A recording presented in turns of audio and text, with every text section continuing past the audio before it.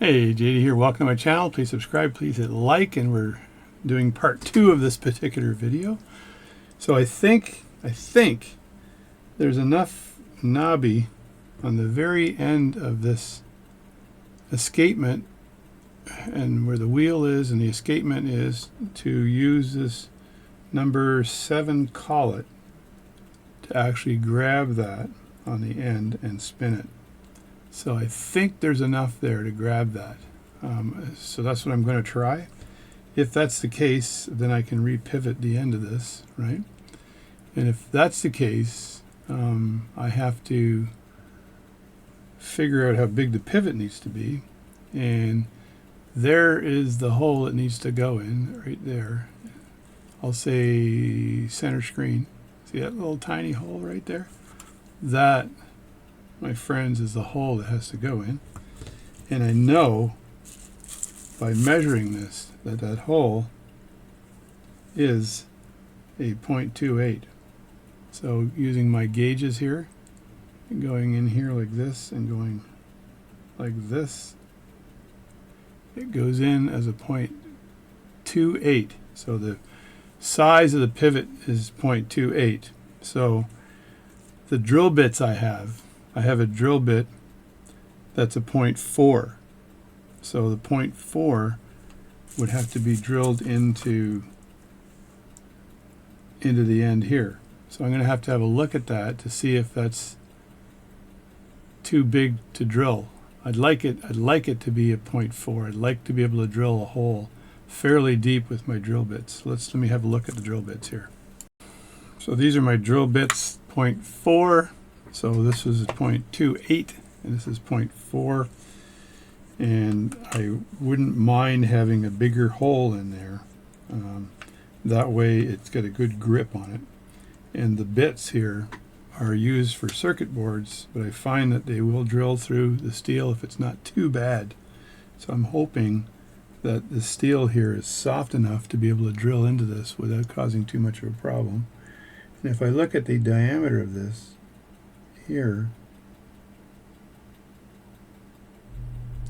I also think it's a pretty good diameter, because I think that from looking at it just like this here, it's just laid against the thing here in the width. You can see as I do that, there's plenty of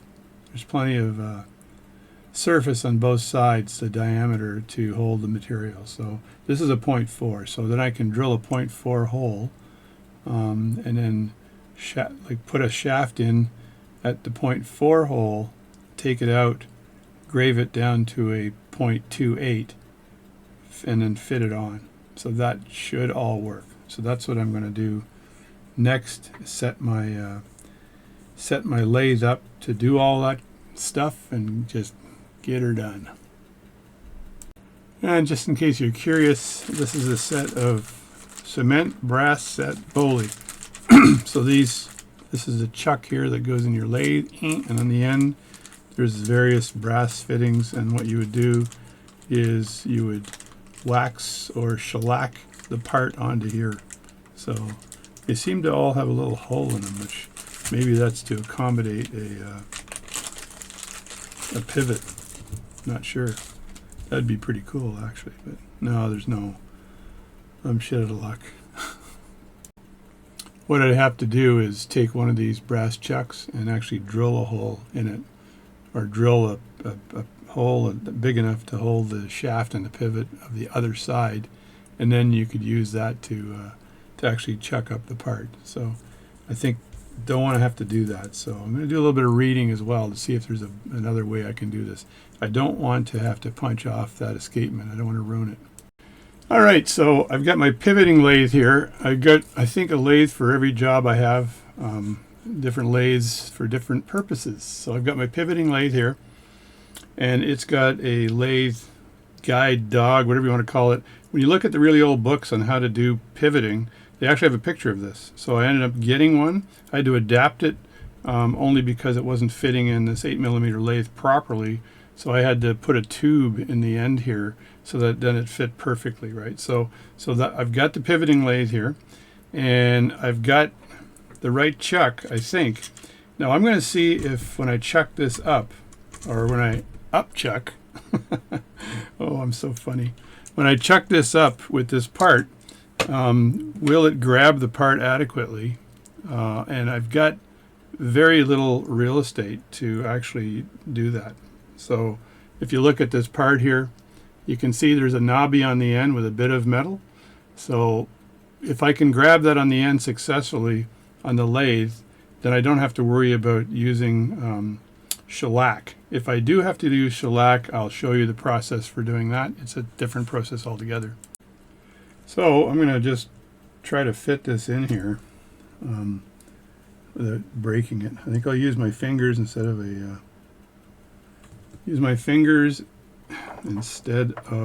my tweezers so it doesn't fall. And also there's a bit of hair on here, and it's definitely not from me if you've ever seen my head. So I'm just going to get rid of that hair and then just dab the pivot end in the Rodico. And now I should just move this thing back to give me more room, but hopefully I'm not blocking this camera view, right? So there we go there. Now let me just loosen this up a bit. That didn't work. It just has to be loosened a tad because I think it fits nicely. There we go. And I've got that snugged up as good as I can snug it up. Now what I can do to make sure it's centered is move my centering jobby doohickey in the right position. So I'm going to just back this off with the drill, and I probably will use new drills, which means I've got to put like an M3 taper on the end of one of these bits, and I do that in my basement, my Basamante, so it doesn't make too much of a mess. And I have a centering peg that I made that fits in here nicely actually, and I just rotate it when it's going in. There it is there. It's a little bit, maybe a little bit too tight here, so I got to move this back a bit if I can. It doesn't want to go back. Why not? Oh, I think it's bottoming out there, that's why. So I'll just do it this way. I'm going to turn some light on here so I can actually see as well. So that's the centering peg here, and it's, why is it too short? Anyway, that's centered to this hole, although I want to get a bigger hole there. So I'm going to loosen this here. There's a little lever here you turn like that, and this allows me to rotate the disc here to a much bigger disc. So I'll bring it to a disc this size and see if that's going to bottom out on that. No, it's not. So I'm going to go to a smaller disc, only so it doesn't, I want this thing to bottom out so it doesn't touch the leaves of the pinion, because all I'm doing here is centering, right? And that is it. So that's good right there. So I just have to make sure that this thingamajobby doohickey is centered.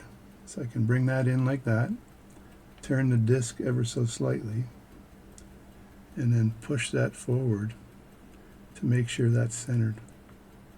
So that's good right there. Now I'll tighten this like that, and then pull this out. I'm not sure why this isn't longer. What was I thinking? Also, there's another, I think there's another one of these centering thingamajobby doohickeys that I have that I could probably use, right? So this here then is the disc. It's the upper disc. Just to make sure, I'm going to put the bit in again. You want to make sure you get the right disc,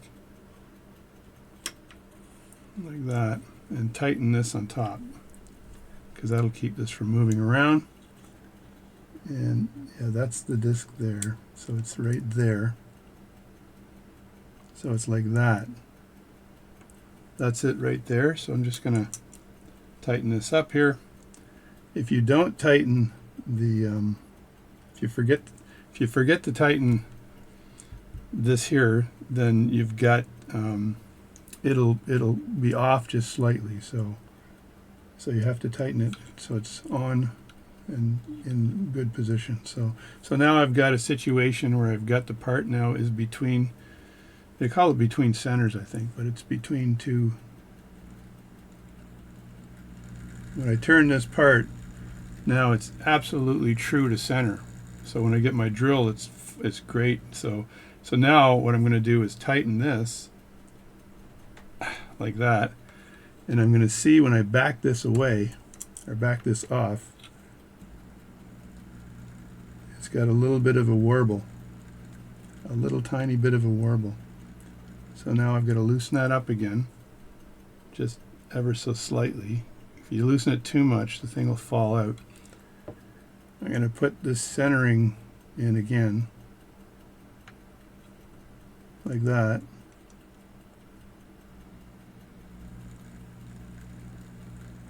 And spin this, and then try to tighten it again.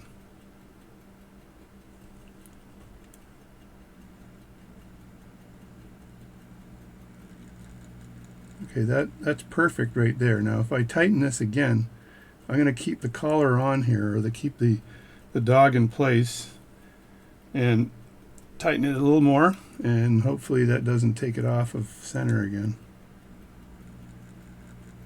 No, that's absolutely perfect. So now that's spinning perfectly. Now the question is, this bit here should continue to grab this without a problem, and I should be able to face this part off if I do it very carefully, right? Just going to clean this up a bit. And what I want to do is face this off nicely so there's no issue with finding center, because you want to find center on this part here before you start your drilling.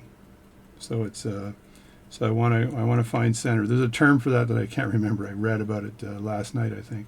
I went through my books again on this, and maybe I can show you the book in 2 seconds here.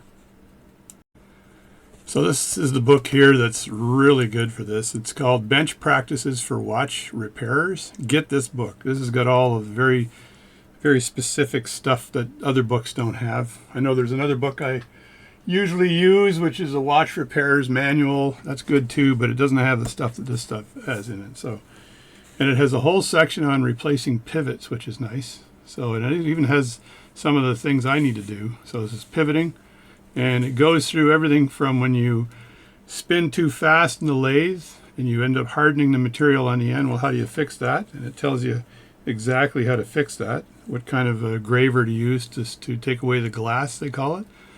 It talks about annealing the part, and it's an indirect annealing of the part.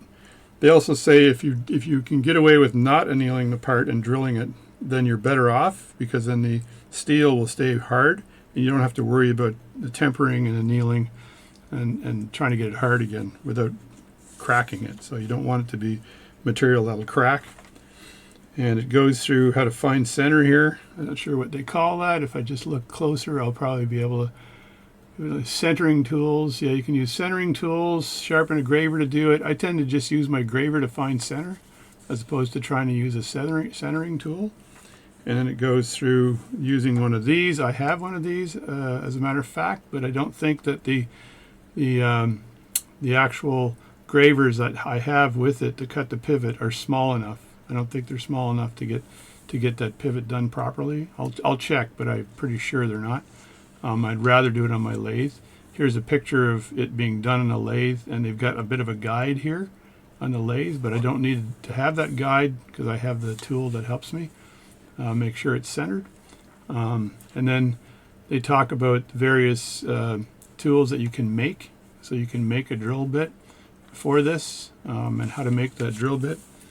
And then they go through to talk about tempering the drill, how to temper that properly. Like, that's a lot of material, right? So how to temper the drill properly so it's the right kind of hardness of the steel to cut through the blued steel. So, and that's it, and how to sharpen it correctly and everything else. And then there's a summary of the whole thing. So catching the center is what it's called. Yeah, catch the center. So this is the book. It's a pretty cool book. I highly recommend you guys get this book. I'm going to just try to use this drill bit here to find center. I'm not sure if that'll work, but it's in position now anyway. I do have it cut in a way that it should find center. And when you do this, you should always use oil. I use cutting oil actually to basically, cutting oil helps with cooling of the part, so you have less chance of actually tempering the part while you're drilling. And I use a toothpick just to apply the oil onto the drill bit. I could apply it directly to the end of the part. So I'm just going to turn this for a second and see if it allows me to just basically drill out a little tiny bit of the material here.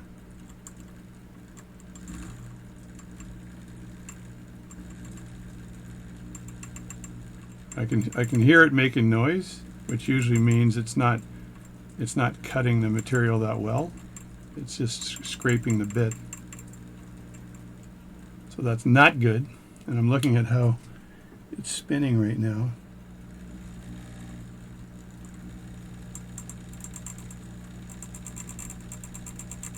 And I'll have a look at the part. I'm not too worried about this drill bit cracking inside, because it's really not that deep.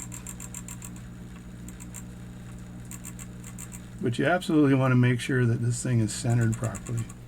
So now I'll look at the part and see if it's done anything to the end here. Clean it off with Rodico just to get it out of the way. And I think I got to take my hat off here because I'm blocking the view probably. So clean that off with Rodico and have a look at did it do anything? Did it center anything? Didn't look like it did much. And I'm also going to look at it with some high-powered lens. I've got a ×10 lens here that I use for cutting with, and that should allow me to have a peek at where we're at with this. So now I'm going to try to find center or make a center using a graver here and see how successful I am at this.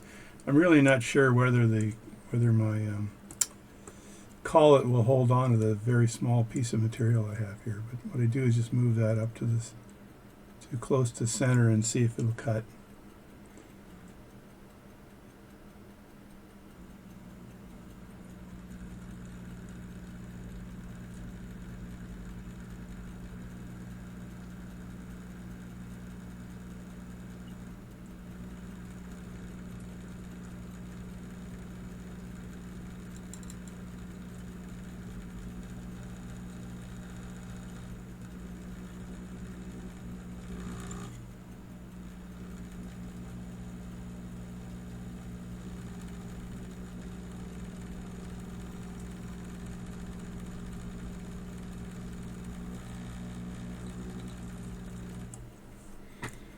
There's a little bit of action there.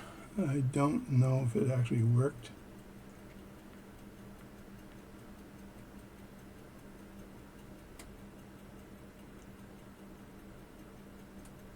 It does seem to have cut away the material on the outside, but the old pivot is on the inside, so I may have to switch gravers here. And I also want to get a little bit closer here, so I'm going to just bring this up a bit, and then I'll loosen this and bring it up to where I can comfortably cut and still have it's pretty good right there actually, and still have a grip on all this. So I'll lean in on it here. This is not easy finding center. Sometimes the watchmakers say it takes all your time to find center, the rest of it's easy.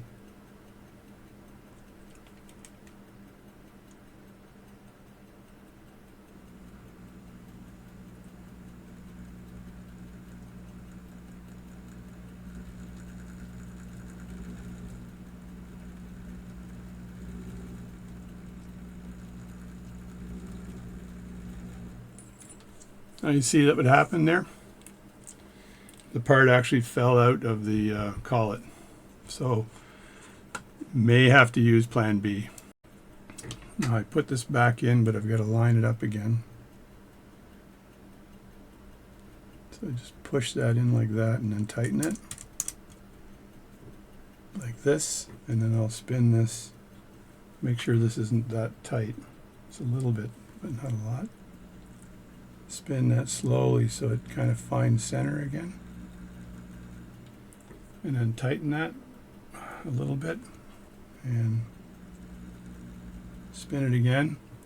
And tighten it a little bit. So I can drill a hole without having to chuck this up. But it looks as though it doesn't want to grab deeply.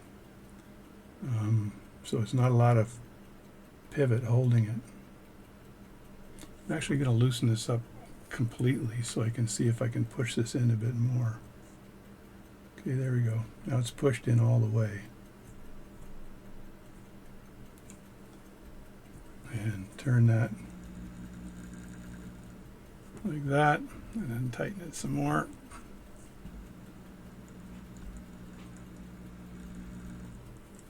And do the final tightening, and then back this off and see if it's still,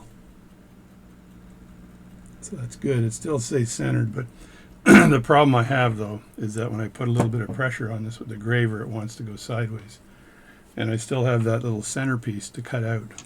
So the little knobby that you have to actually remove with your graver, if you don't remove that knobby, then the part, you can't cut the part properly. So I'm just going to set this right here like that and switch glasses to ×10 glasses, and then cut that knobby off. See if I can do that successfully without this part falling out.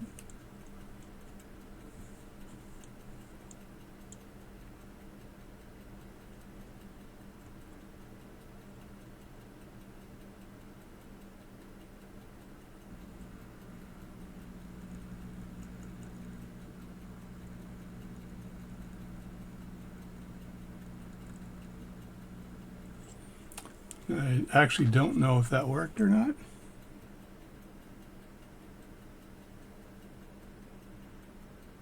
I think it might have worked. Yeah, I think I got the knobby of it. So I think I've got center here. And if I've got center, then when I put the, I call it a lathe dog, but when I put the lathe dog back in here, it's going to, won't be rattling around like it did before. So it should be pretty centered. So let me just set that up. There, now I'm going to attempt to cut through that center just a bit.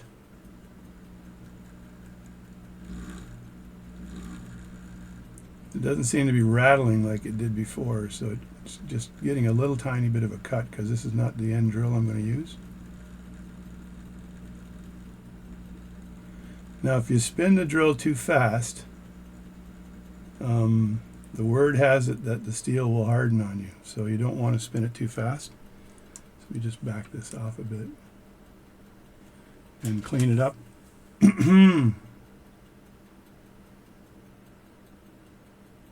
And what I need to do now is go, I think that's pretty good, is go take those drill bits I have that are 0.4 millimeter, and what I use is a Dremel tool, and I grab one of these drill bits here. I may make two, but grab the drill bit, put it in the Dremel tool. I cut the collar off here, and then spin that one way in the Dremel tool. I have another lathe downstairs where I have this fit in the lathe with I think a 40 or 50 collet on the end, and then I'm able to make a taper. And I bring the drawbar, which is what this is called. Of course, I couldn't remember it earlier. I'll bring the drawbar with me to make sure the taper is good. Just like this has a slight taper in it. Doesn't take long to do, but it's absolutely necessary. So because I might as well make two of them. When you're doing that with your drill, or your lathe rather, make sure you cover up these parts of the lathe when you're spinning it, so you don't get a lot of dirt from the material here inside the lathe. So I'm going to do that, and I'll be right back. It turns out these drill bits take a 33, so that's pretty good. So I've tapered the drill bits. You can see a bit of a taper there now, and so it fits into the rod in the back like that. So that's perfect now. So now I can pull a little bit of oil on the part here, and I'm good to go. Just oil that up a bit and good to go. Now you're not getting a micro view here, but you kind of know what I'm up to. So just taking this drill bit here, and it's tapered like I said before, put it in here and then very carefully feed it into the this is the drawbar, I think, on this side. Anyway, very carefully feed it into the tailstock here, and that should fit nicely into this part here. I can probably, let me see if that's a good fit. I need to get in here with my hands and line it up properly. There we go, and it goes all the way through, which is good. And then I can just move this up to the part, allow the part to push it back. And now I've got it lined up perfectly. Tighten the tailstock up. Tighten this up in the top. On the top here I've got a bar. That's just a piece of copper pipe. Looks a lot like, I think it's this one right here. This one right here, maybe this one. Anyway, I cut a piece out long enough so that this would fit in here, because I think this is probably a 6mm, and I managed to find the exact right size. I just put that back there for now. And now when I drill this, I'm looking for shavings to appear. So if I don't have shavings, I got a problem. I got to drill it pretty slowly.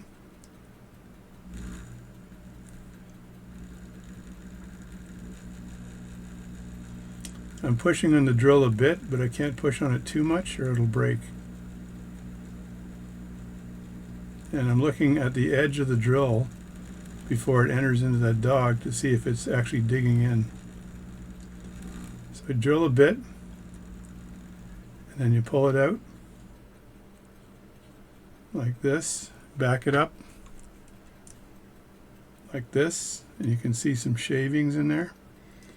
And then I'll clean this up, clean up the shavings like so. This is a slow process. And then actually use my Rodico to clean the end up a bit again.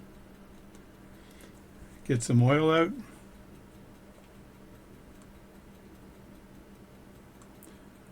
The jeans I'm wearing right now end up being full of oil by the end of this. Then I put the oil down like that. Bring this forward like so. Then tighten it. And I can kind of look right on the edge there, and I can see how far the drill is going in. And I rotate the drill a bit as it's drilling into the material.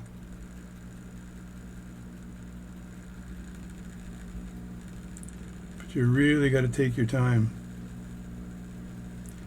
If you go too fast, then the drill will heat up the material and it turns it into glass. If it turns it into glass, it won't work. I'm hoping that the 0.4 here is a bit of a bigger drill bit, and that the 0.4 will work a bit better. So there, that's done there. So now I'll pull this away, and I usually pull it back from here a bit, but I can pull it away from here and just see how far down it's gone. It's not bad. Again, clean it up.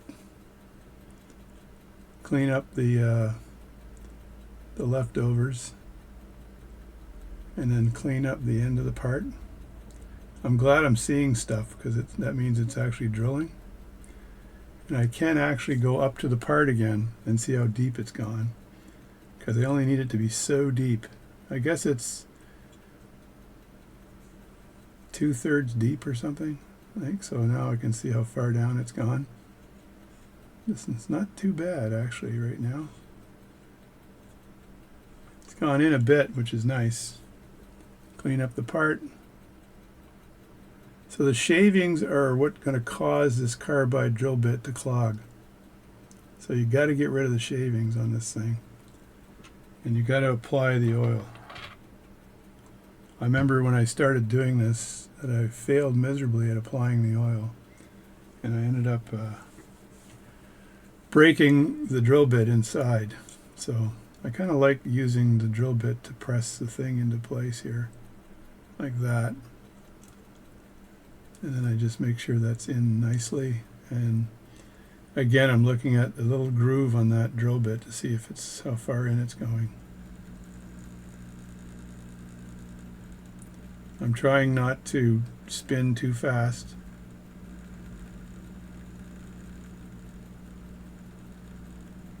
I'm trying not to put too much pressure on the bit as well. Just enough to allow it to cut.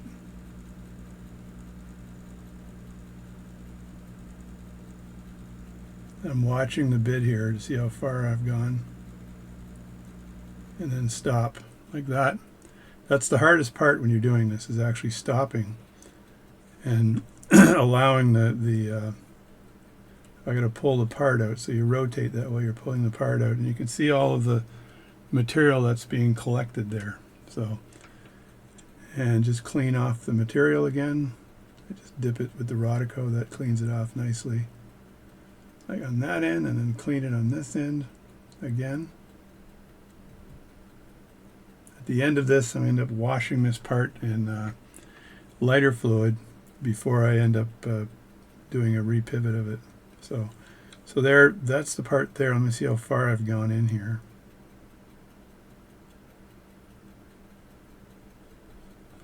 That's not too bad.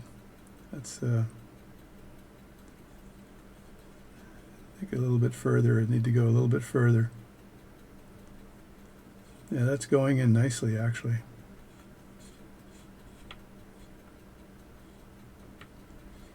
Again, you can't be too keen on this, right? You got to make sure you don't overdo it, otherwise you end up cracking the bit inside the hole, and you don't want to do that. I don't need the bit to go much further in there. Maybe one more shot at it. So again, a little bit of oil. Like that. Get that in there like this. And then wipe that on your pants. Don't tell your wife you did that if you're married. If you're not married, then it doesn't matter.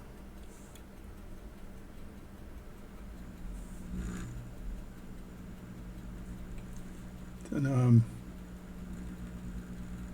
turning it again and then watching very carefully. These are carbide drill bits. They can be very brittle.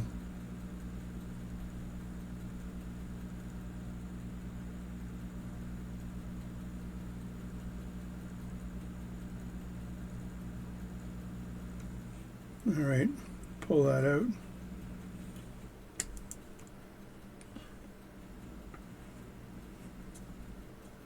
That's pretty good there. And now I'm going to measure to see how far I've gone.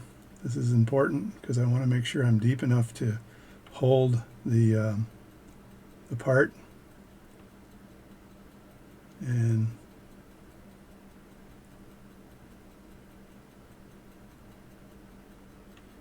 to measure it, I may switch bits to measure it, because I can put a smaller bit in there to actually measure it and see how far down I've gone. So let me do that, because I want to make sure that I don't snap a bit off. And these are fairly tight when you put these in. So that worked exceptionally well, by the way. And so I'll take a smaller bit here. What have I got here? Yeah, this will do. This bit here is a 0.3, I believe. And I'll just use that to measure how far in I've gone. I kind of have to eyeball it, because I'll just get that aligned properly into the hole here. There we go. Just push that in like that, and then I want to just... Oh yeah, that's good. Yeah, that's excellent. So that's gone in quite a ways, as you can see. And that's all this will need for pivoting, because there's only a bit of the pivot that sticks out the other end, and that's quite a lot to grip onto. So that was good. That was very successful. I didn't break the bit. Again, you go slowly, you oil it, go very slowly, and I didn't glass the end, and I didn't really have to part this off or face it, because I was able to find center with my graver, which is very important. And because I've got this particular specific tool, it makes it so much easier. So have a look for this on eBay or whatever to find one of these tools. They're invaluable for actually drilling holes for pivoting. So And so I got to give a shout out to Sonny Morehouse, because I know he's going to watch this, and actually Mark's out there watching this as well from Australia, to say, look what I've done, Mom, look what I've done. So I'm going to take these two tapered bits here and put them back into the holder like that and like this, and that way I can use them again, because I know that the boys will want me to drill another hole. So that's this phase of it, which is the hole drilling, and I find that this to be the hardest part of the whole thing, because it scares the living crap out of me. And now that I've got the hole drilled, I'm going to have to figure out, I may have to mount this, I may have to shellac mount this anyway, right? Because I'm going to need to press this on to the, I'm going to have to press this on at some point to the new pivot. So let me just back this out here. And this is the smaller bit. I'm putting them all kind of over here. I got a collection over here of these drill bits. So that's that. and what else do I need to do here? So I've got all that sorted out. That's good. I didn't need to use the 33 collet in my basement, this one here, because I already had a 32 collet installed on my lathe. So it's all good until someone loses an eye. There we go. Now that I've got the hole actually made in this part here, which is kind of cool, and it's pretty deep too, so it did a great job with this carbide drill I've got. I'm going to have to soak this in alcohol to get rid of any residual mess that I might have. So I'm just going to put some lighter fluid. I said alcohol, I meant lighter fluid. Whenever I say lighter fluid, alcohol, I mean lighter fluid. You can use alcohol probably, but lighter fluid's a lot easier. Works well. So fill that up right there, and I'm going to just let that degrease the part, and I'm going to try to agitate it with my blower. And I want to make sure this will dry up super fast too. So I just put that in there, wipe it down. I'm going to use a paintbrush here just to attack this just a bit, clean the part up a bit, try to clean the hole up a bit. I'm not too worried about it. There might be some leftover shards of metal in the hole, like just some leftover shards of metal, but that'll help make it adhere to that. So then I've got to measure. I'll leave that in here while I'm farting around, because now I know this hole is 0.4, and if you recall from yesterday, the pivot size was 0.28. So I've got to find a piece of blued steel that will fit in here that I could grave into that size first, and that's going to be on a different lathe.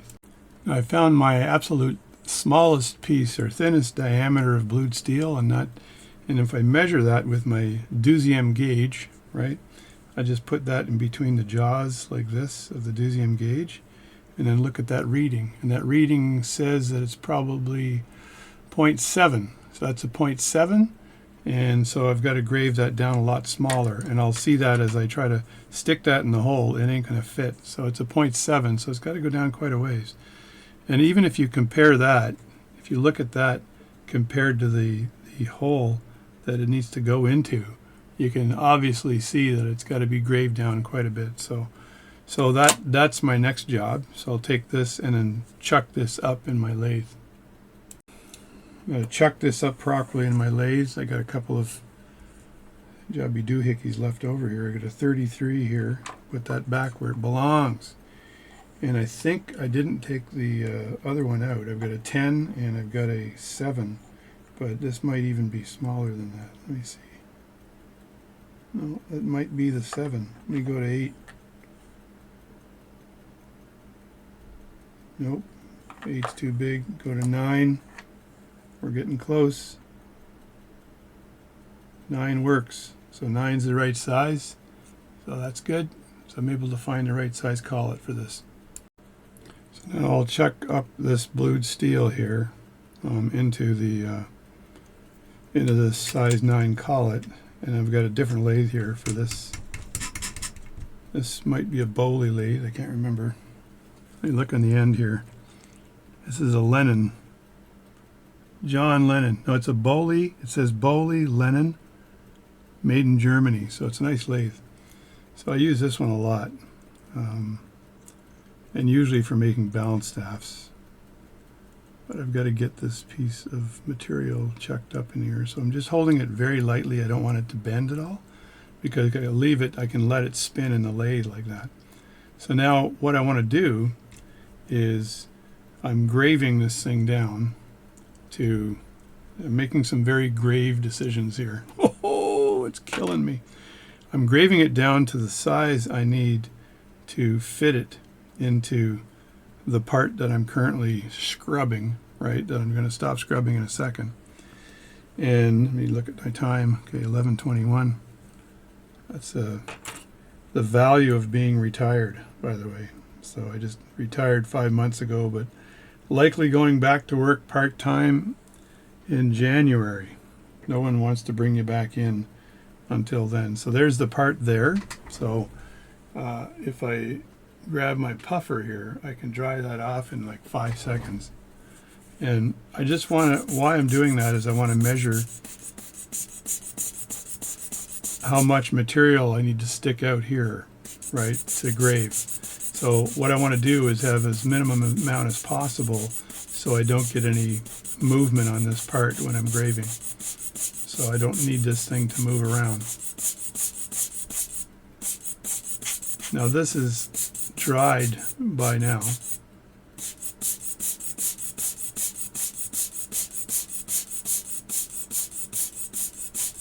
And again, I had the drill bit here that I used was a smaller bit to measure exactly how far in it went, right? So I took that drill bit. I'm going to do this again. This is risky. So you got to make sure that you don't crack the bit inside.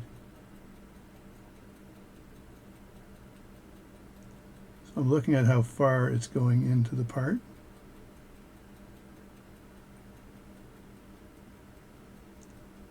It's actually going in quite a ways. It looks to be clean as well, which is good. And hopefully it'll be dry by now.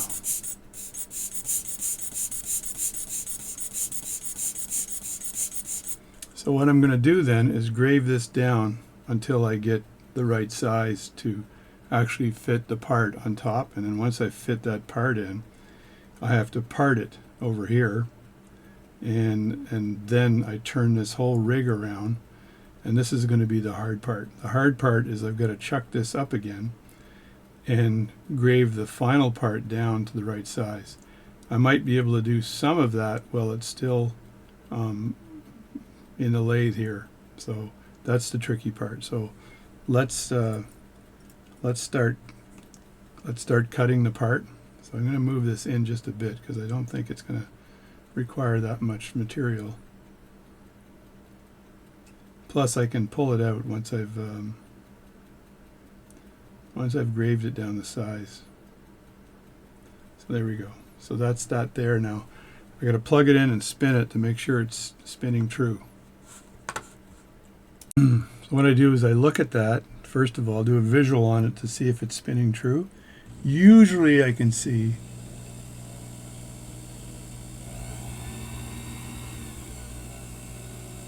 yeah, that's really good. So there's no problem.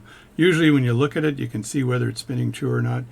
If you're super anal retentive, you can always take a toothpick and rest it against the part.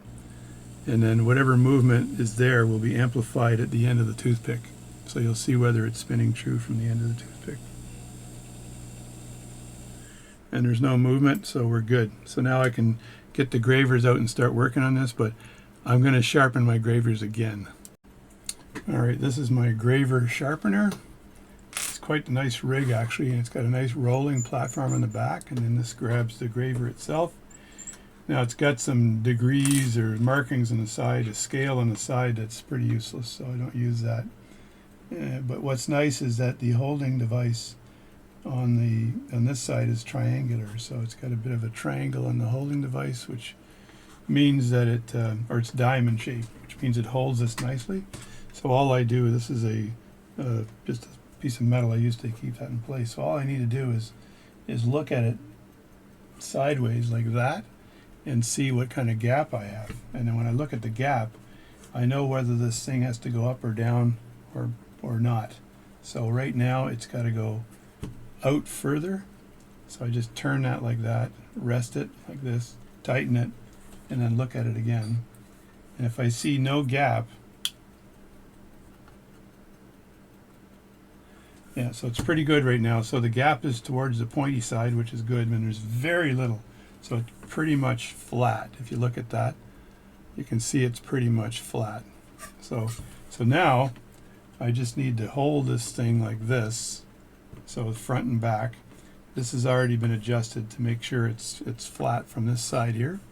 Even though it doesn't say 0, it's adjusted well. And now what I do is I look for shavings. And shavings on the front, and I'll look really closely. And you can see the shavings building up there. That's on one side. And actually I want the shavings to build up on the other side, because the other side is actually where most of my cutting is done. So keep working at it.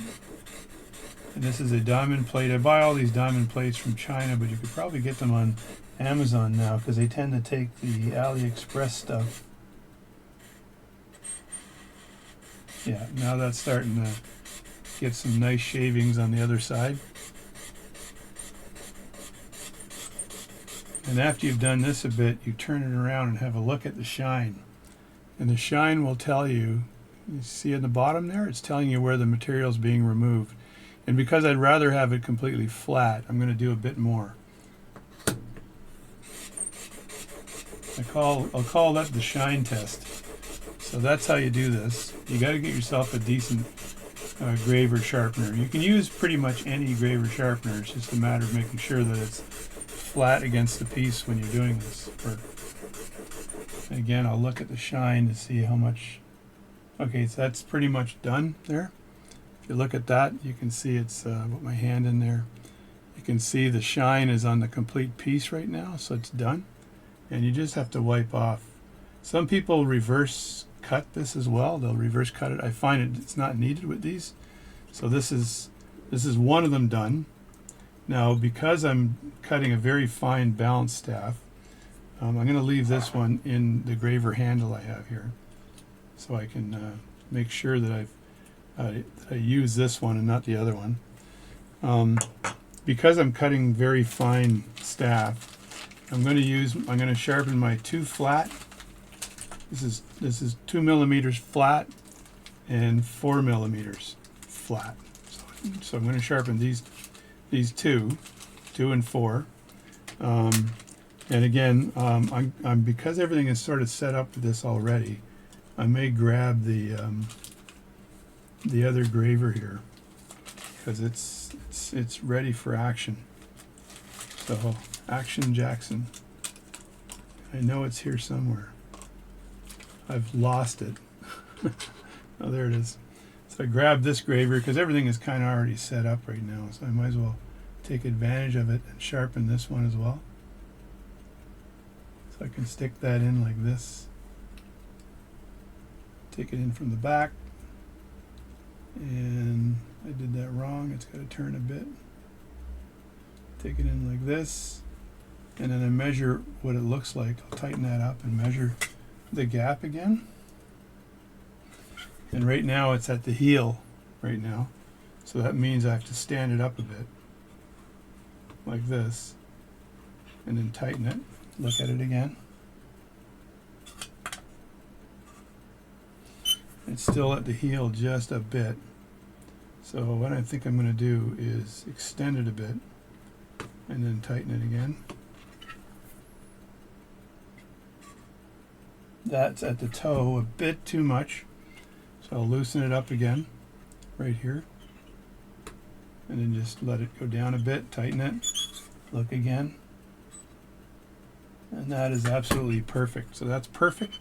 So now I can sharpen this graver.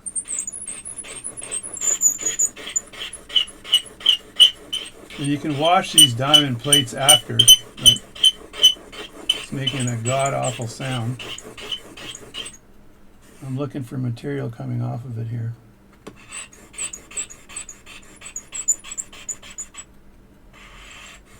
So I am getting material coming off the side on this side, but I want it to come off both sides. Let me look at what I've got here. Yeah, it's coming off of one side, but it's not actually the correct side. So I'll just keep going.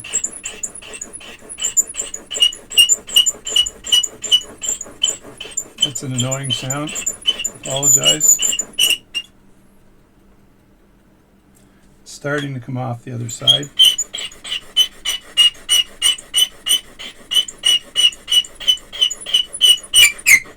It's the angle of the graver here. Now this thing turned on me, which is not good. So I want to look and see what I've got here though. So it looks like the shiny parts are all done, but I'm going to just put this down for a second and tighten the back because it turned on me.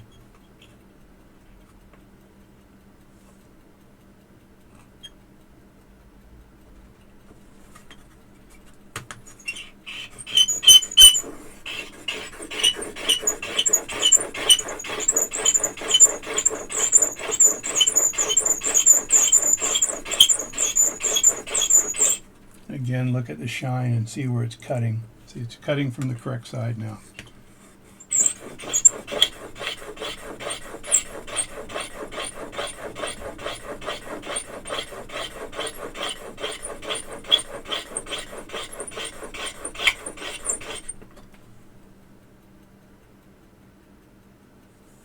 There, that's good enough for now. I know that it's sharpening. I think it's cutting from the right side here. I'm going to have a quick look at this again and see what I'm looking at here from a cut perspective.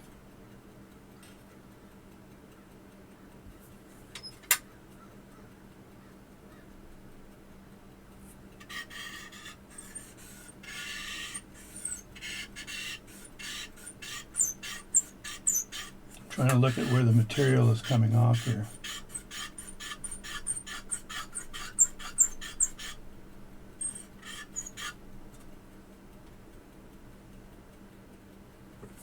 Well, I'm just going to keep working at it until the darn thing is flat.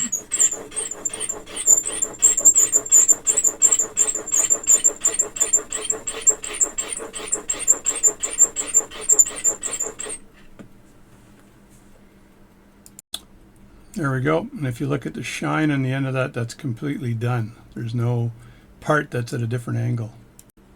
Now setting these ones up is very difficult because you've got to first of all capture them in there with the round piece. So you know it's not absolutely square all the time. And then you've got to line it up so that when you're looking down on it, it doesn't seem to be twisted.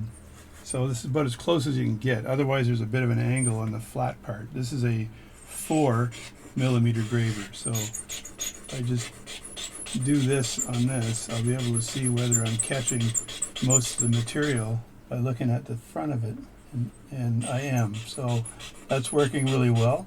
You don't have to get the whole thing sharpened. You just need the tip of it sharpened. But if you look at the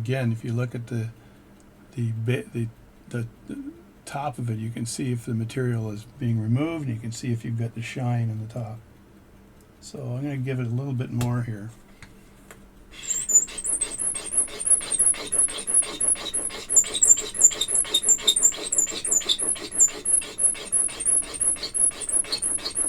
And this is a 2,500 grit.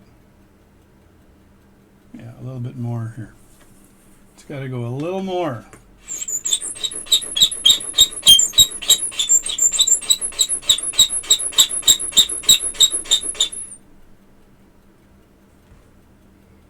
tends to be a bit noisy. I think as I'm pressing down, it's probably taking material off the other side too. So I want to make sure the tip gets done. That's the most important part. So I'm going to loosen this up just a bit and then angle it like that and then tighten it again. See if it's still straight up and down. It is relatively close to straight up and down. And if I look at it at an angle, do I see a gap there? And I don't see a gap. So that looks good there.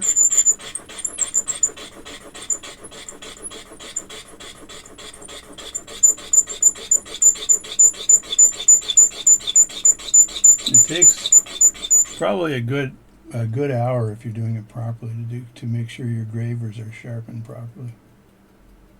That's not too bad. I'm going to do a little more here.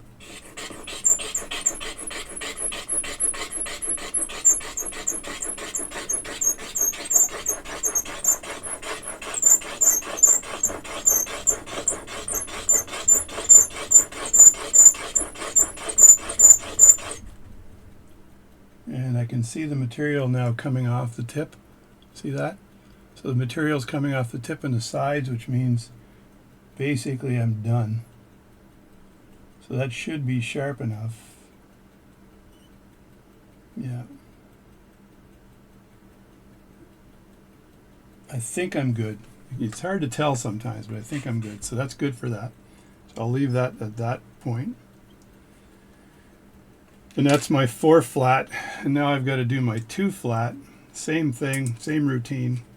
Stick it in here and ride it down and then level it off and tighten it up. And you know, kind of know where you are after you've done it once. Like that. And then check the base to see what the gap is. And that's too much of a tip. So just go down a little further and have a look. That's too much of a heel. So go up a little bit and have a look. That actually looks really good. Now I've got a bad angle. If you can see that, the angle's no good. So now I got to fart with the angle.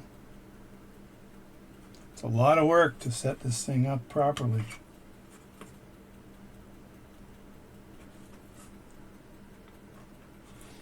It's not too bad, but it's got to go the other way now.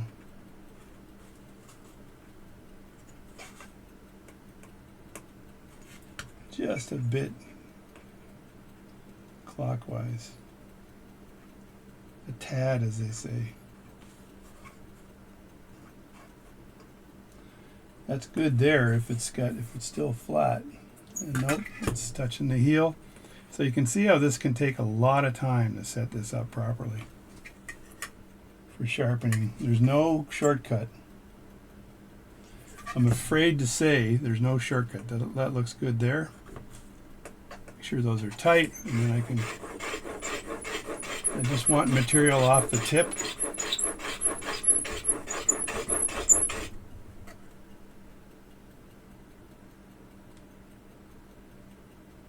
Actually, that's not too bad. It's coming off nicely. And this is a 2mm graver, so it's pretty small. I don't like the noise I'm getting here.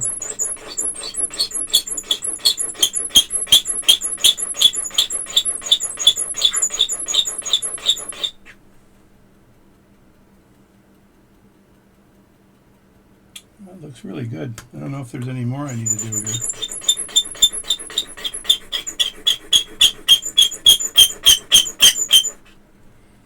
Not sure why this thing makes such noise, but it does. Now they say you can do the nail test on this, but I find that these things are so friggin' sharp, the nail test doesn't matter, right? It doesn't really contribute to anything, so I'm just going to assume it's done. And I'll mount that up into one of the gravers. And that's the 2. So I've got the 2 and the 4. So that's sharpening. It's enough of that. So now I've got this my Dusium gauge. I can measure this. And I know, like I said before, that it's at around 7. I look at the end on this side here, and I know I've got to take it down to around 4 millimeters, because that, or 0.4 millimeters, so it's 0.7 right now. And this is my measuring device at the end of the day. When I stick this in, I can see how close I am to getting this in here. So it has to go quite a ways down to start off with. I lower my seat and I can start removing material. Now the main material I can remove with this particular graver, because it's more, it'll be a little more aggressive, and hopefully it's sharp enough, and hopefully I've got the right angle here. And yeah, I like to have it a little bit higher.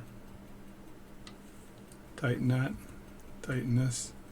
And I put some tape on the back here because there was ridiculous reflection off the metal and you couldn't really see what you were doing. So that's too high now. lower that a bit. And you're looking for, the right amount of material coming off of this. So if I just start taking material off, and I don't need to use my close-up glasses yet, but I'm looking at the part here, and this will go in around that far, and then I've got the actual rest of it I have to grave off too. So if I just take it, I can take it almost to the collet. But I'll want to taper it a bit, but it's going to have to stick all the way in, so it's a bit tricky.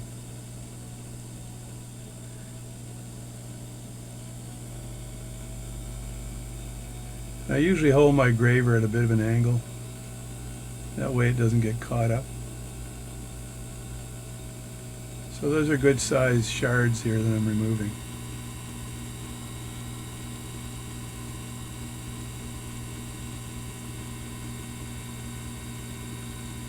And of course, if I screw this up, I'll just saw it off and part it and come with another piece. And again, the tricky part here is getting the right speed of the lathe.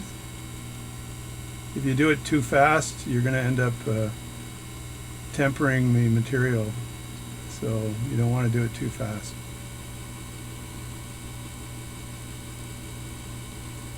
And I want to make sure that this front piece here is the piece I'm concerned with, because once I get that to the right size, I can work on the back piece after.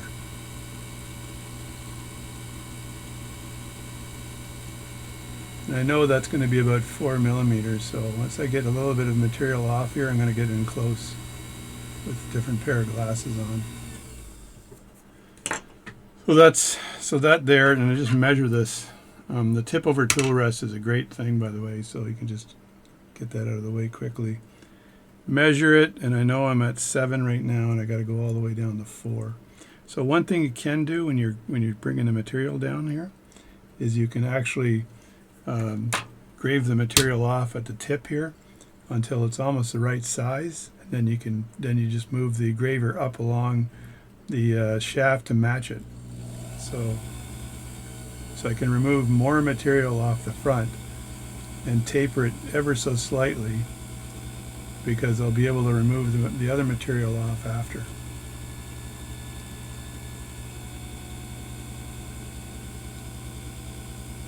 I know for anyone watching this video, it's not super exciting watching somebody cut apart, but so be it.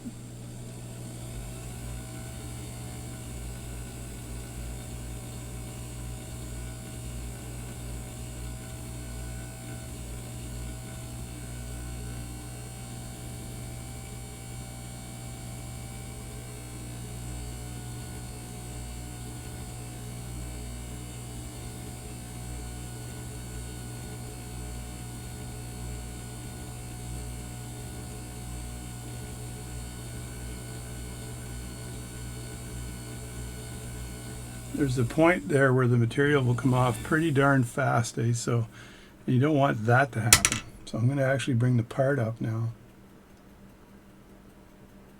And see, that's not fitting now, which is good, because you don't want this to all of a sudden be fitting. If it is, you're screwed. You can't punch that part on, right? So you want it to be close, but not too close. So, and then I measure it again, and I know it's got to be at 4.4, but if I look at the end here, I'm at 6 right now, so I still have a ways to go. But again, the material comes off pretty darn fast, so you can't don't rush it. And so I just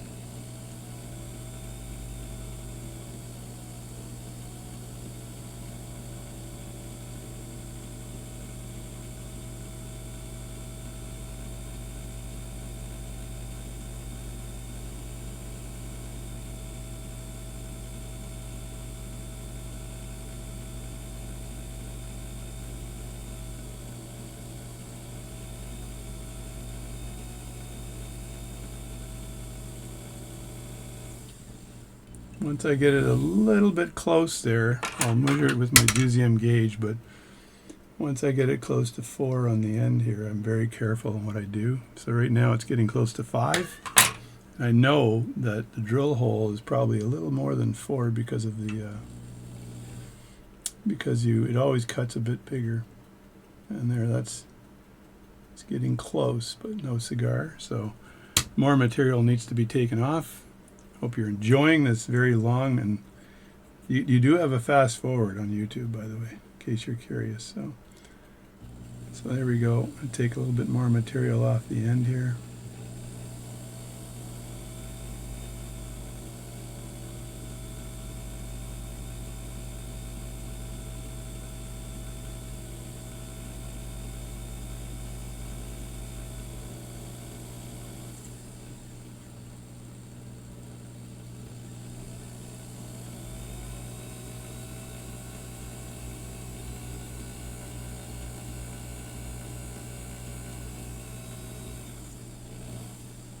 It's getting pretty close there, I think. I'm just going to use my actual part to see how close I am.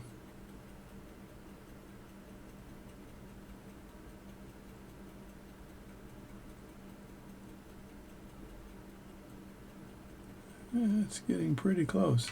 Close, but no cigar yet. Measure it with my Dusium gauge. You can just rest your finger flat to grab that part. And it's now at 5, so it's getting pretty close, pretty fast. And I want to make sure it's flat, so I'm going to flip glasses now to get in here tight. So now I'll be able to control how much material is actually removed, and very carefully control how much material is removed.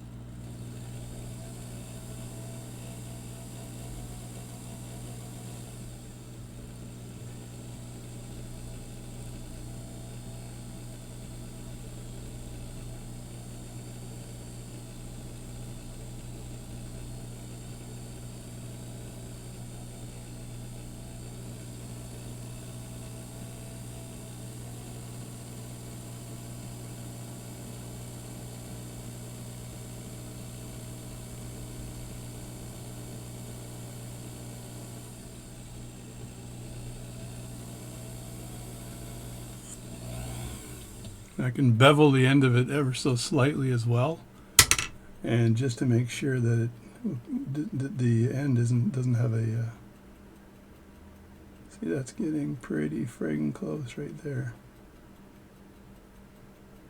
Still can't pound that in though, it's got to go a little bit more. So I'll take some material off the end here again. The gravers are nice and sharp, so I'm pretty happy with that.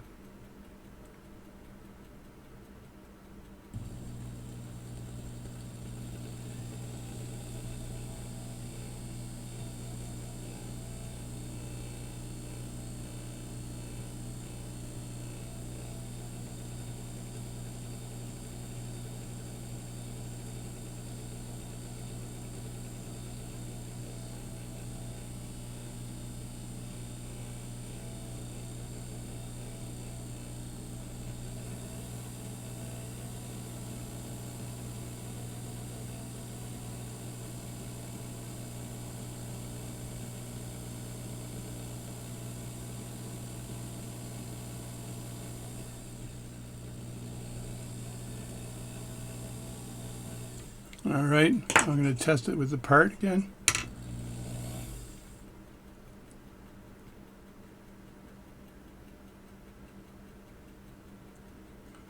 See, that's getting almost to the point where it sticks, but it's not. A little bit more. And if I measure that with my Dusium gauge, I've seen people put Loctite on there, but the problem with Loctite, sometimes it'll split the part. So yeah, so that's at 5 still, so it still has to go down a bit. Loctite can split the part, but I don't think it would split this part because there's a lot of metal on either side.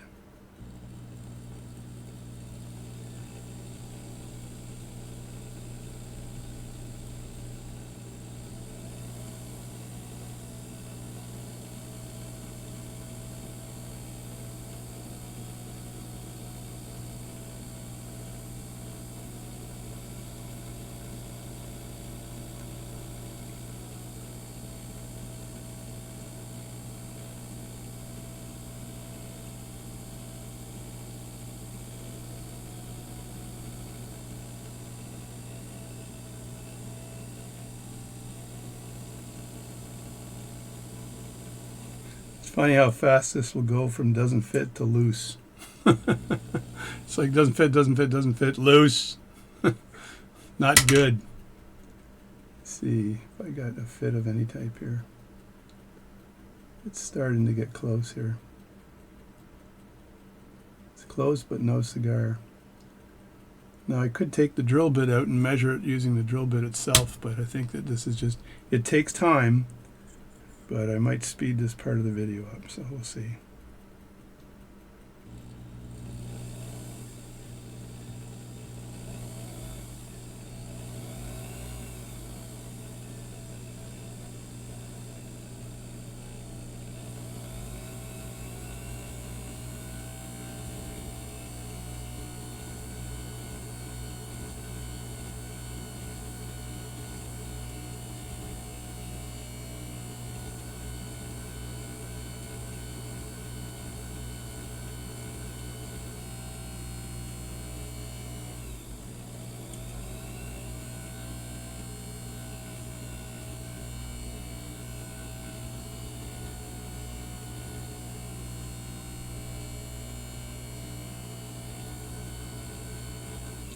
The other thing I've done in the past too is use a stone to do the final shaping, but I think this is big enough where I don't have to go to a stone.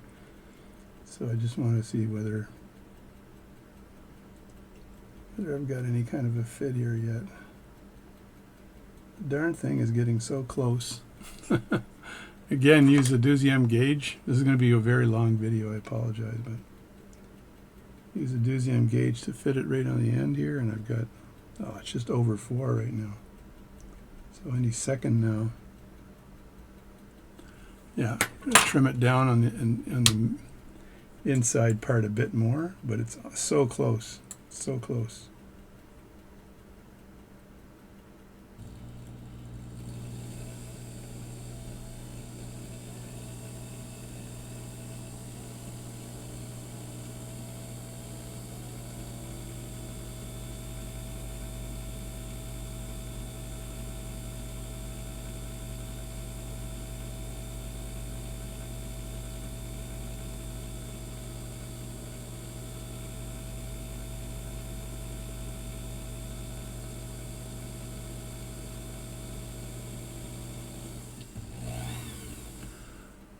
Yeah, like I said, it goes from doesn't fit to immediately it fits.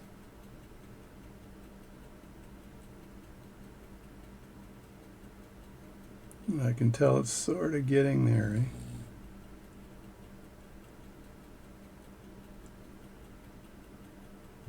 Yeah, it's very close to fitting.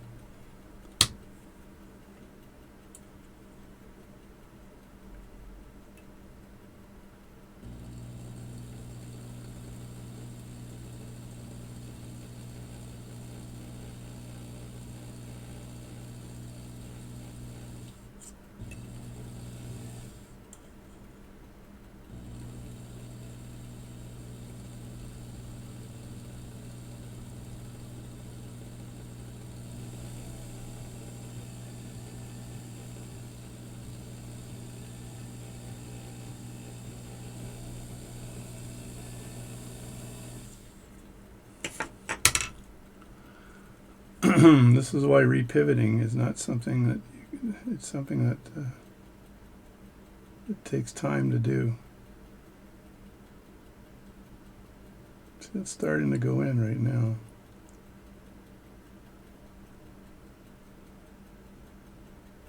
I might be able to tap that in, but I don't want to do that until I'm sure that it's going to go all the way in.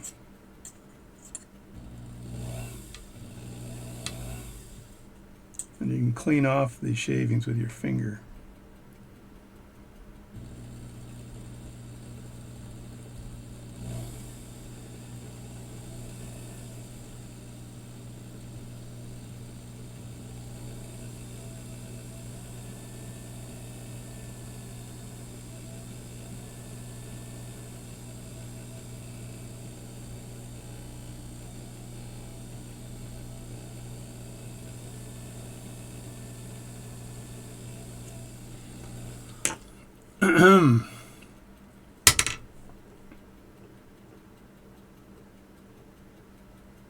Okay, now that's going in,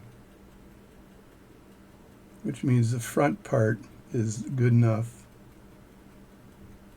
which means I've got to take away a bit more material after that front part and then tap that in. Yeah, I think that's what I'll need to do. So I can't work on the front part anymore because it's already too good.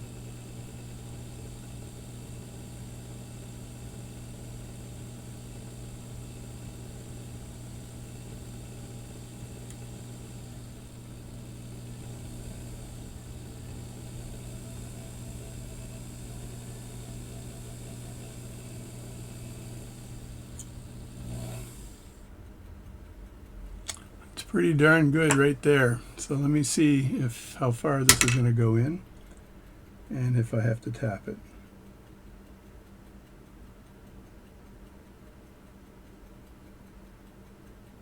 Yeah, I'm thinking if I tap that in,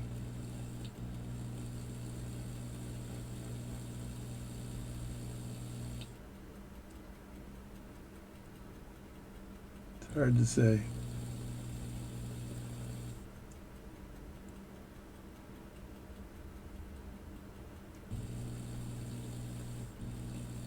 I'll take a little bit more material off the front and see if it goes in any further.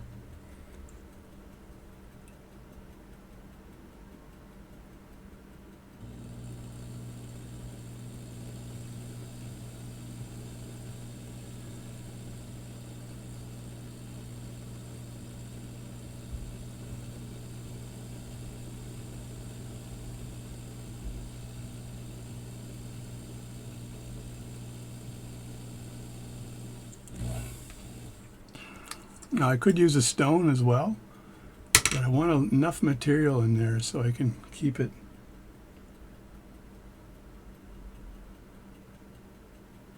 Okay, there we go. So that's going in nicely.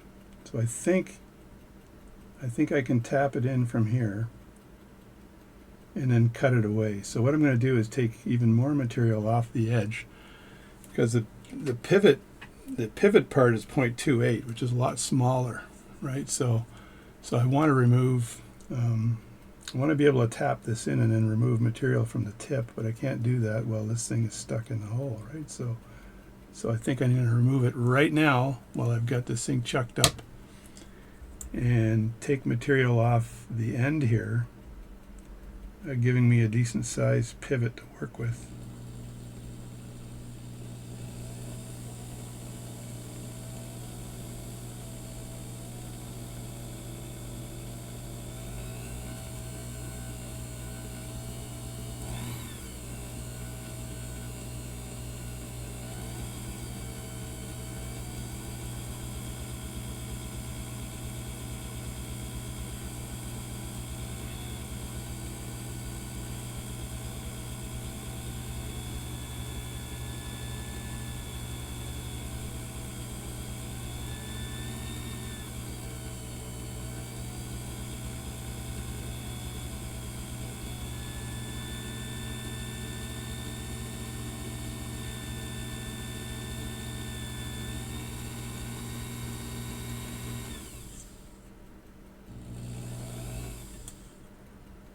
I'm getting close to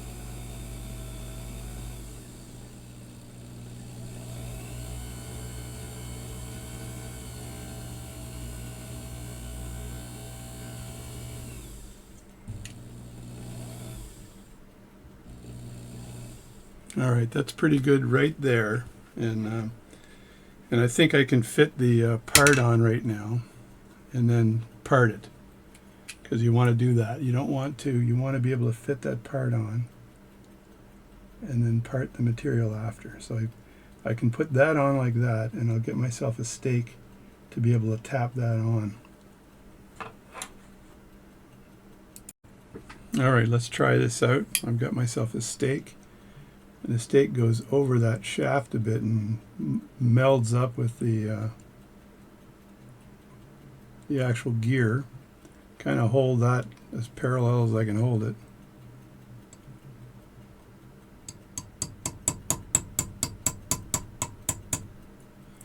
Now the bad news is that the whole damn thing is going in. But I can pull that out again.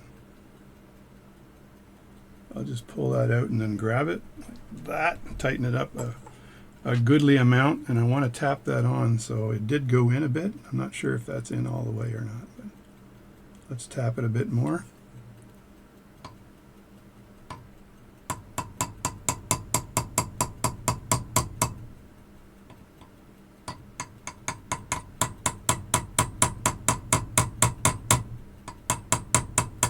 I think that might be it. There we go, and that's looking pretty good there. And now I just have to part that off. Now you can see how it's not running. It never runs true when you do this, by the way. Never. So it's funny, but when you actually make the pivot on the end here, that straightens it up.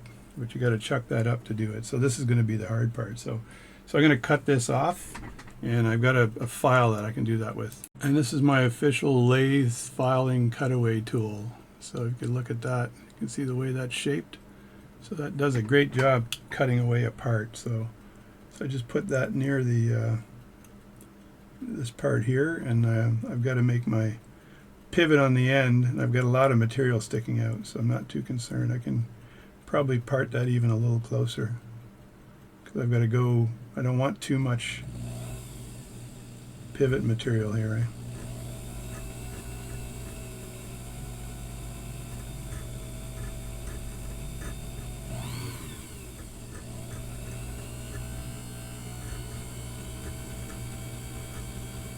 Oh, maybe I can't part it closer.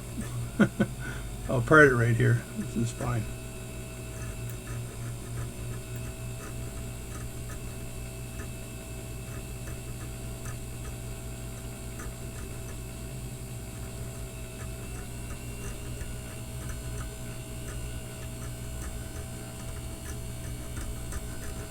There we go. That's good there.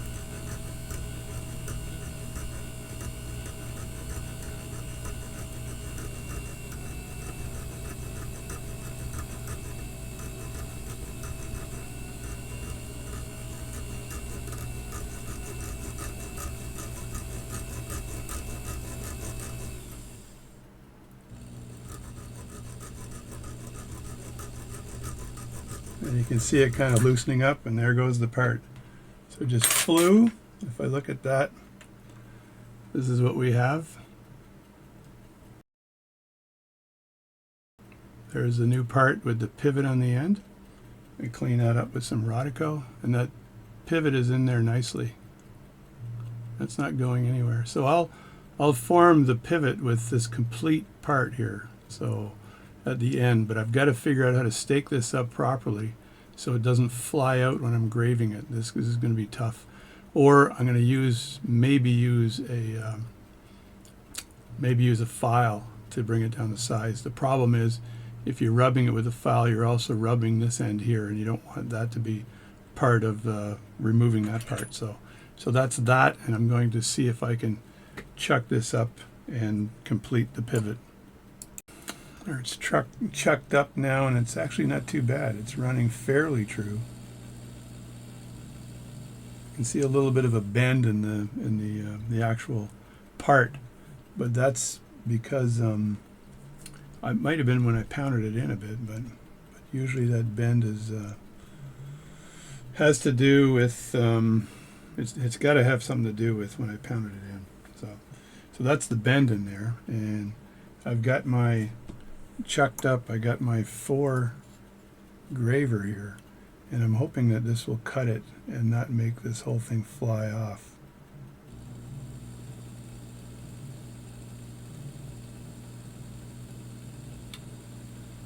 Well, it doesn't. It seems to want to ride underneath it, so that's not good.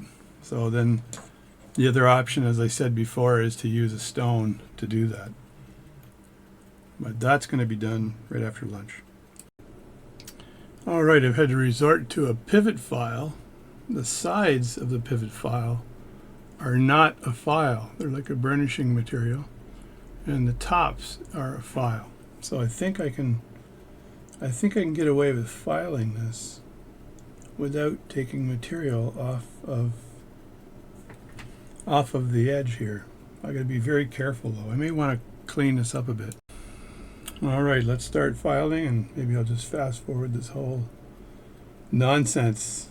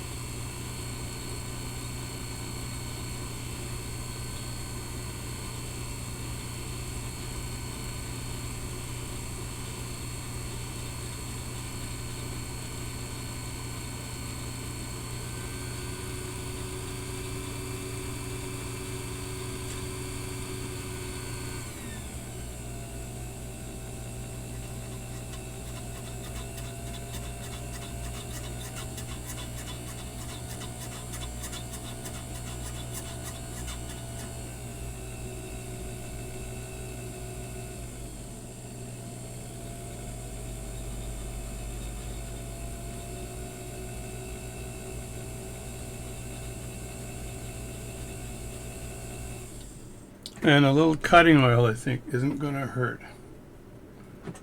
That should help the file cut into the material a bit better. Just put it on my finger and then transfer it to the file and then wipe it on my pants. All right, good enough. Good enough.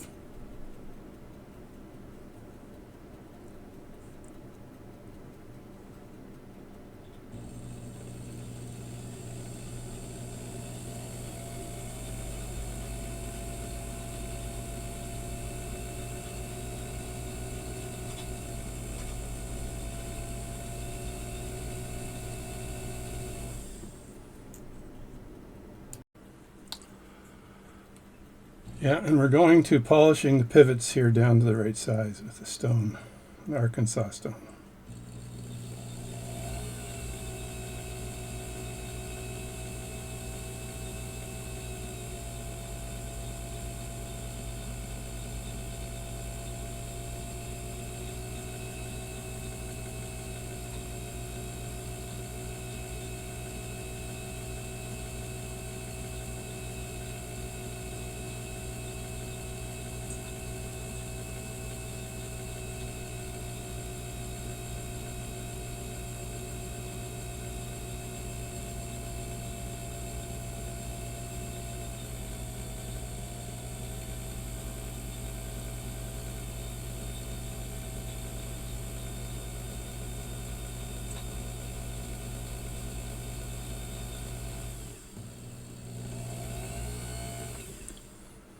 So after I've polished it a bit, put a little Rodico on the end, just clean it up a bit,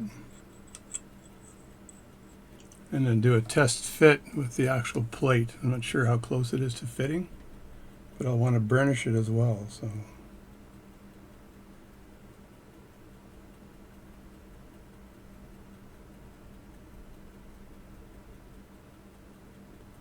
getting pretty darn close to fitting, so just a little bit more. Work at it a bit longer.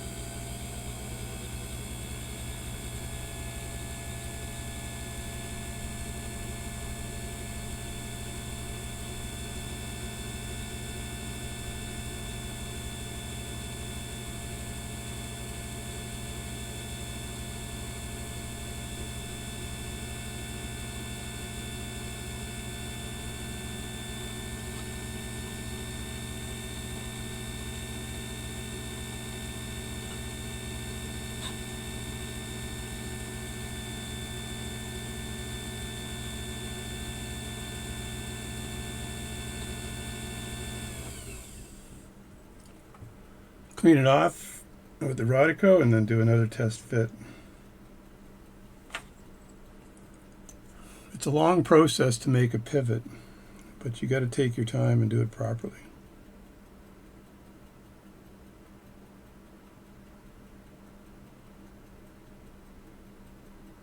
So it's going in, but not all the way. So take a little more material off.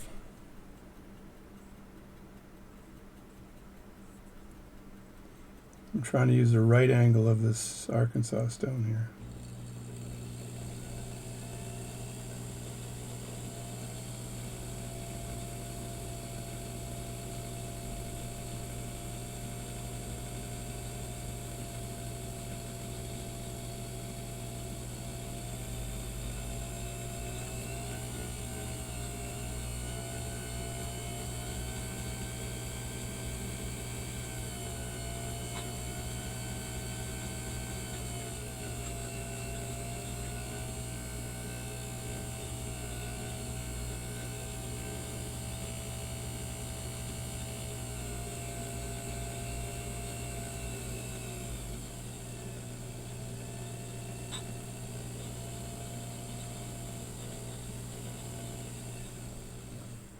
There, I think that might do the trick. Again, a little bit of Rodico to clean off the end. And then I'm going to just burnish this if it's the right size. And you don't want to make sure, you want to make sure when you put the plate on you don't twist it at all because it could snap the pivot off.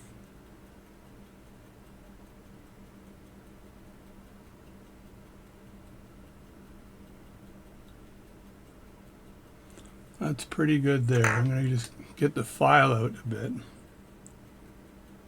and see if I can file it flat.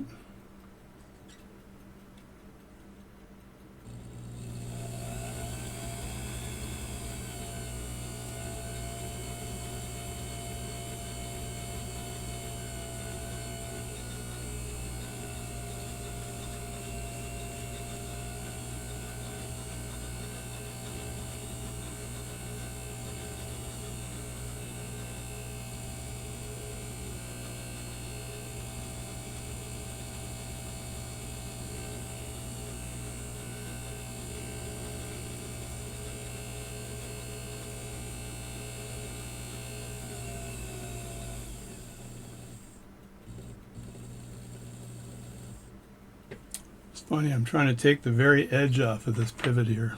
We get the burnisher out here and see if I can burnish this.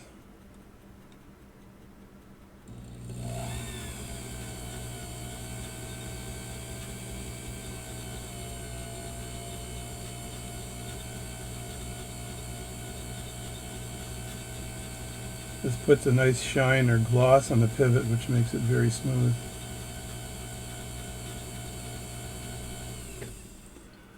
I'd still like to get a little bit of this on the inside. No, so it goes deep enough and doesn't jam up. Let me see, where is that?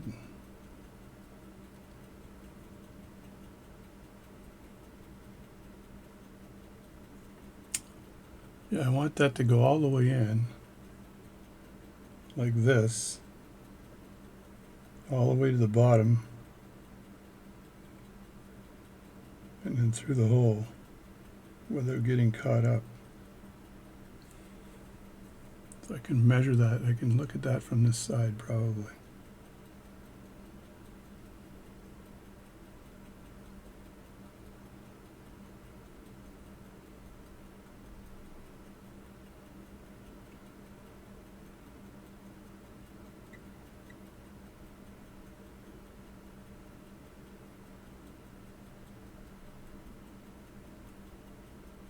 So it's in there now, but it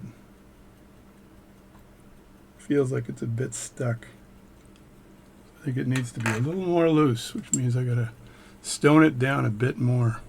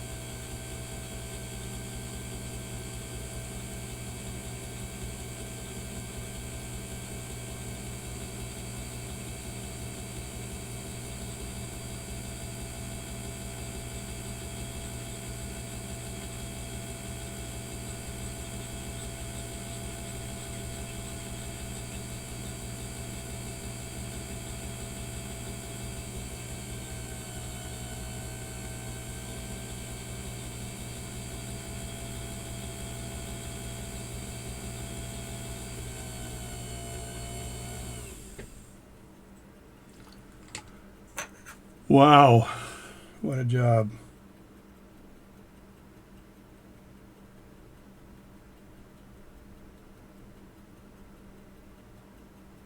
Okay, that's good there, and I got a bit of side shake on that. So I don't want to take any more material off of that edge. But I do want to burnish it so it's smooth. And I'll see how freely it flows after I'm finished this.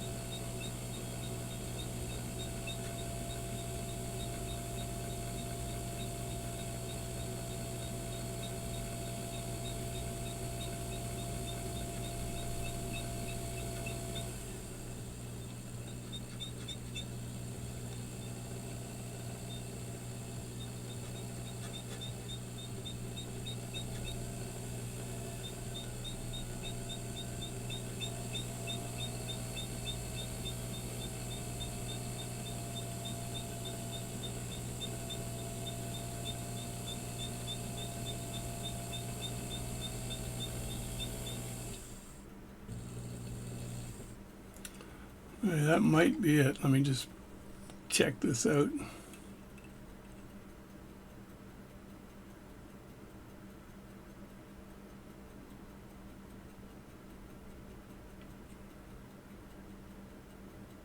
So now I'm just hoping and praying that that's good. So I'm going to take this out now and show you what I've got. And I had to really tighten that in order for it to grab the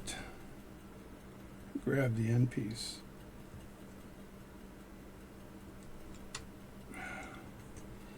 And there we go. Let me just have a close-up of that pivot here. There you go. How's that for a new pivot? It's nice and shiny too, and that's basically in good condition. So that's how you re-pivot, and it fits perfectly into the hole here. So it's perfectly tested to fit in the hole, no problem. So that's it. So you just... All right, I'm done and dusted, and I'll show you what this thing looks like. There is the pivot. There is the pivot. I'm telling you, that's not a bad pivot. It's quite the job to have to make this pivot. I think I need to cut my fingernails. But that is the pivot. You saw the full process of making or re-pivoting the shaft. I was able to grab this minute piece of material in the end here, which I was pretty impressed with my... I was able to grab it and use that to hold on while I turned everything. And so I was very impressed with that. That's good stuff. So this is the pivot.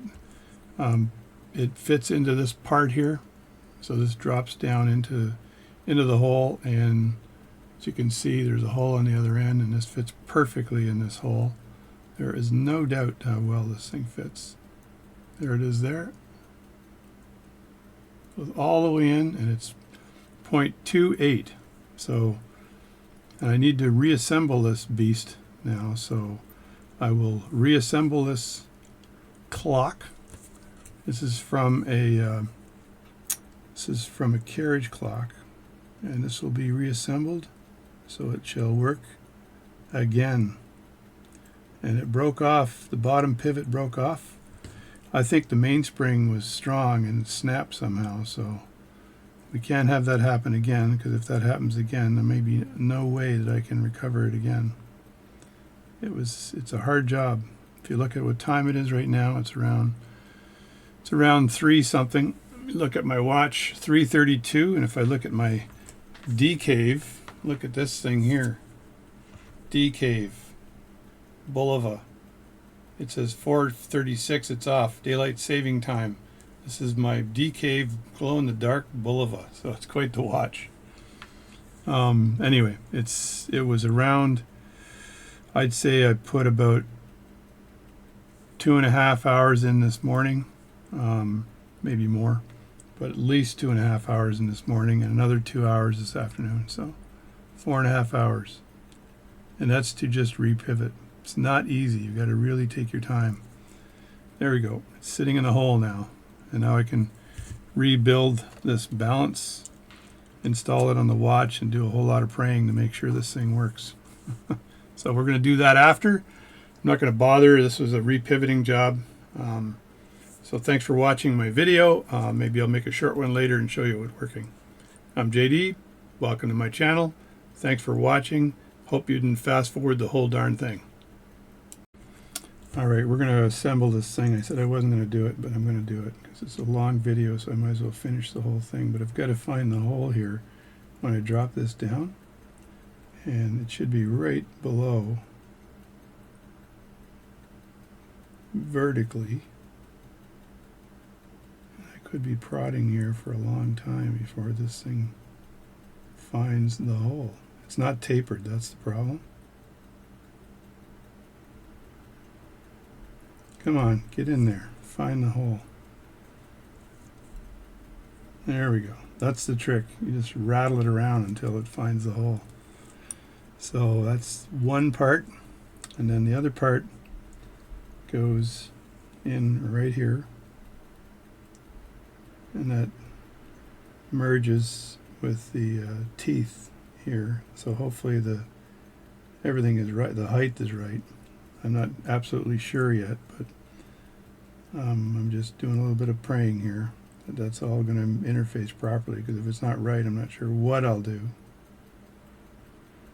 And I think, is that in? That might not be in. I don't know. Let me have a closer look here. Yeah, that's in there. And they seem to be on the same plane, so that's probably good news there. And this part just goes right over the two of them. And I've got to turn my hat around.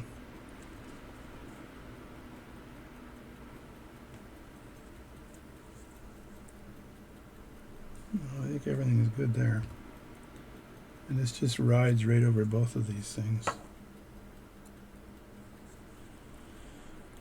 And hopefully, again, I'm just hoping this all fits nice and well.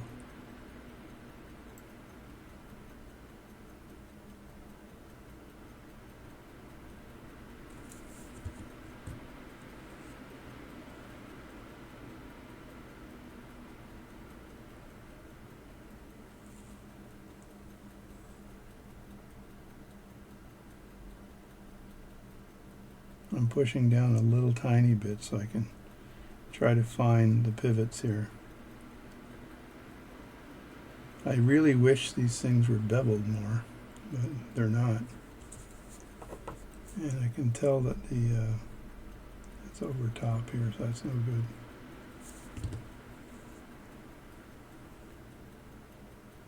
It's got to go down considerably. Kind of looking at it from an angle here. These are a pain in the ass to put together, I'm telling you. These carriage clocks, they're extremely painful to put together.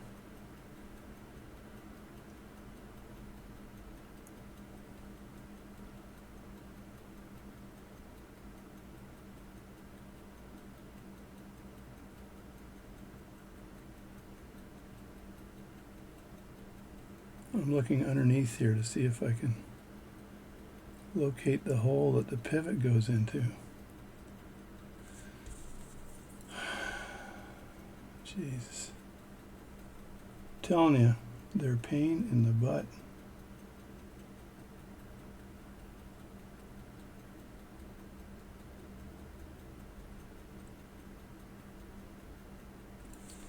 Oh, there we go. I've got the pivot on that one in, but the pallet fork pivot is not in yet. Oh, there it is. That's in and that's in. Now, and I can see the pivot through the bottom. So there we go. Now, is everything going to run? Because I was trying to maintain the right pivot height here. Yeah, I think it is. I think I've got success. So before I panic, I got to put the screw back in fast. Otherwise I'm in big trouble. I think this is the screw here. Like that. Make a bit of noise in the background, but I don't care. So these are a big pain in the butt though. I gotta agree. I have to talk to my friend Paul and say, look, buddy, next time you send me one of these, I'm not taking it. I do pocket watches a lot. They seem to be, I think, better ergonomically designed than these carriage clocks are. So now I've got the balance to put in. This could be a problem, I'm not sure. So I'm going to grab the balance here and see if I can put this in place. I'm going to let it hang for a second. And just like pocket watches, the impulse jewel has to go in, feed into the mouth of the fork here. So I got to make sure that the fork is on this side, and then feed the impulse jewel in on this side. And also I got to make sure that the jewel hole is ready to accept it, right? And I'm going to just, because I'm at this now, I'm going to put just a little tiny bit of oil on that. I'm not sure, it was oiled a long time ago. I believe Paul said I did work on this and had oiled it, or had cleaned it all, so it would have been cleaned and oiled. But you never know, so I'm going to just put a little dab of Dooya right in there. There we go. And a little dabble Dooya. So if you're old enough, you know what that is. If you're not that old, then you're going, what the hell is he talking about? So now I'm going to rotate this and try not to bang the pivots here, but rotate this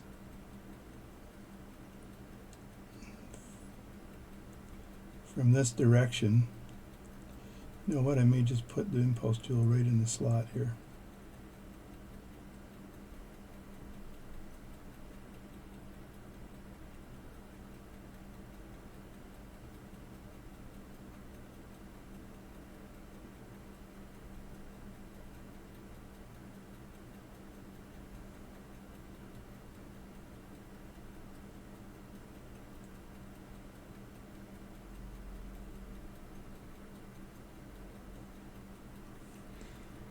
Now I'm looking at this at an angle here to see if I can line this up properly.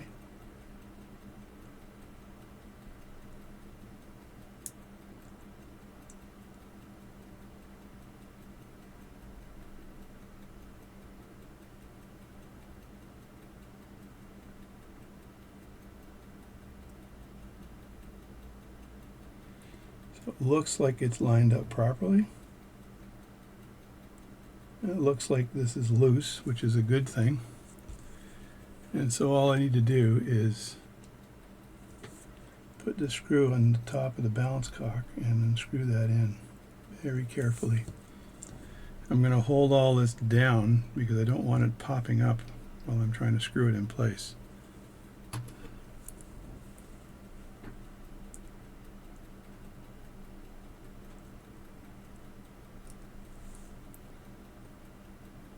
Alright, so there we go. That's now in place.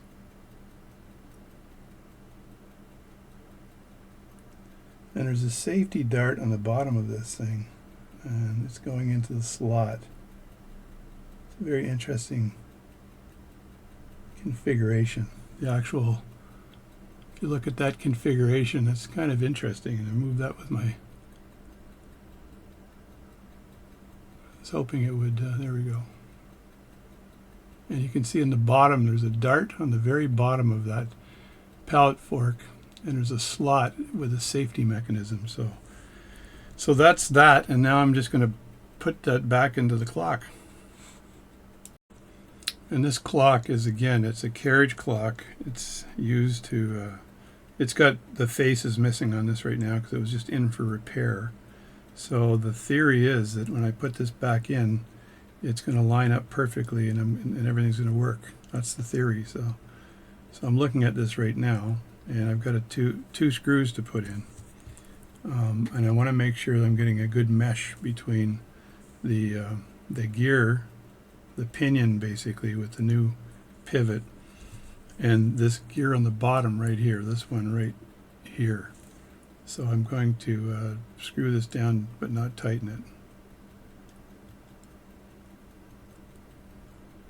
Just like that. But I'm not going to tighten it until I get them both in and I get the distancing right. I do not want that carriage clock.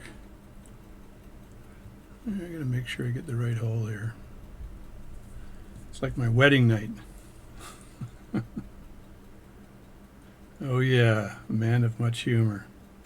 Okay, there we go. So now I got the second screw in here. And before I tighten either of these screws, I'm going to look at it sideways. And what I want to make sure is that that gear is meshing, and you can see up top there, right there, that's meshing with the new pinion in position, right? Because that's critical. And then when I wind it, everything is fine. So I'm going to look inside here with my lens and make sure I've got a good mesh here. I can put my hand in here and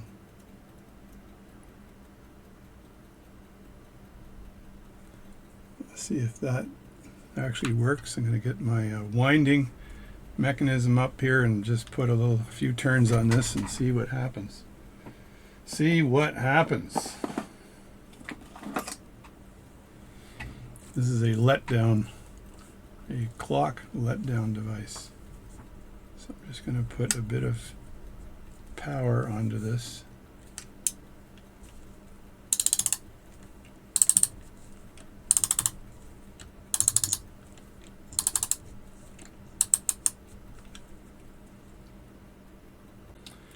And success. There you go. It's running. And it turns out that there's some end shake or side shake here, and you can't have this screw in too far.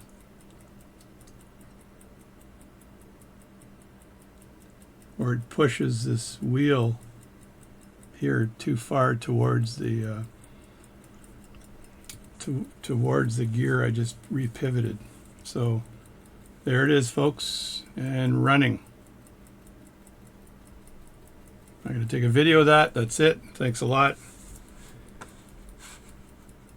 All right, I'm JD. There's nothing better than success. So this is success. So that gear there, the escapement and the escapement pinion, was repivoted in this very long video. I hope you enjoyed it. You can fast forward at any time. Remember, it's up to you. This is working really well right now, so I'm very happy, very pleased. I'm going to send a video to the gentleman whose clock this is, and it's done. The pivot worked. As you can see, the pinion is turning nicely on the top there, right up, right there, and the balance seems to be getting a decent rotation on it. So very happy. So that's it. I'm JD. Thanks for watching my channel. Good night.